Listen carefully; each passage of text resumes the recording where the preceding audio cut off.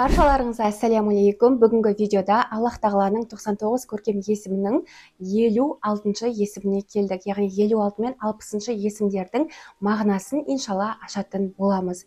56-шы есім Әл-Уәли деген есім. Әл-Уәли деген мағынасы қамқоршы, қорғаушы, көмектесуші деген мағынаны білдіреді.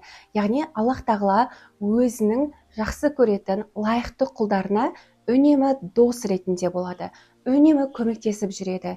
Бұл есімді Аллах тағаланың Әл-Уәли деген есіммен шатастырмау керек. Өйткені Әл-Уәли деген бізде қамқоршы дегенді білдіреді, бірақ сонымен қатар әмірші, басқарушы дегенді білдіреді.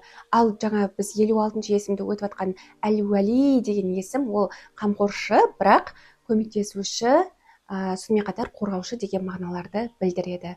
Түсінікті деген ойдамын. Келесі есім бізде Әл-Хамид, яғни мақтаулы деген мағынаны білдіреді. Аллах тағала әрбір мақтау мадаққа лайық.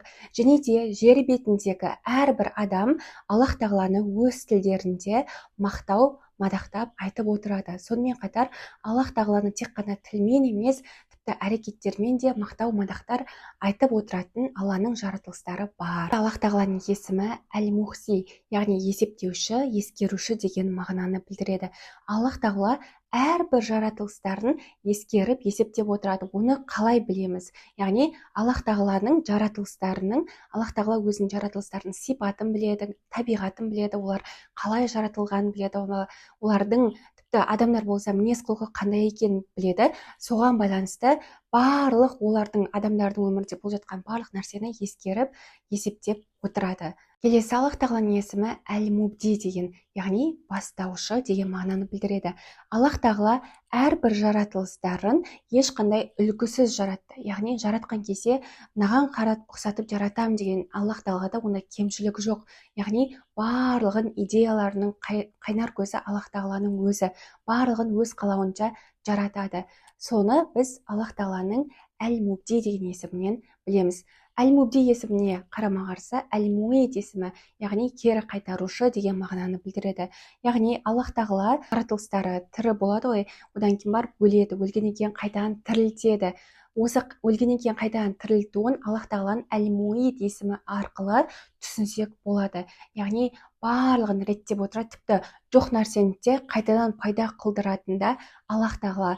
Бұл есімді айтқан кезде маған Мұса пайғамбардың оқиғасы есіме түсіп кетті. Мысалы, Мұса пайғамбардың кезінде бір жануар болады, қателеспесем сиыр болады. Сол сиыр, өліп қалған сиыр, бірақ қайтадан тірілтеді ғой, сол тірілтуінің өзі Аллах тағаланың өлгенді қайта тірілтуі Әл-Муид есіміне сай келіп тұр. Соны түсінсек болады. Енді сабақты қорытындылайық. Бүгін қандай есімдерді үйрендік? Бірінші, Әл-Уәли, қамқоршы, көмекші, яғни Аллах тағаланы жақсы көретін құлдарына көмектесіп жүреді. Аллах тағала дос болады. Келесі Әл-Хамид, мақтаулы. Аллах тағала үнемі мақтау, шүкіршілік айтып отыруымыз керек. Одан кейін үшінші есімі Әл-Мухси, есептеуші, ескеруші. Аллах тағала әрбір жаратылысының табиғатына, сипатына қарай олардың қандай екендерін, әрекеттерін бәрін ескеріп отырады. Және де Әл-Мубди, бастаушы, яғни бір нәрсені жаратқан кезде ешқандай үлгісіз жаратушы. Және де соңғы Әл-Муид, қайта тірілтуші немесе қайтарушы деген мағынаны білдіреді. Өлгендерді қайта тірілтуші, жоқтан бар етуші деген мағыналарды білдіреді. Осы сабақ сіздерге ұнаса, лайк басып, комментарий жазып кетіңіздер. Баршаларыңызға ассаляму алейкум.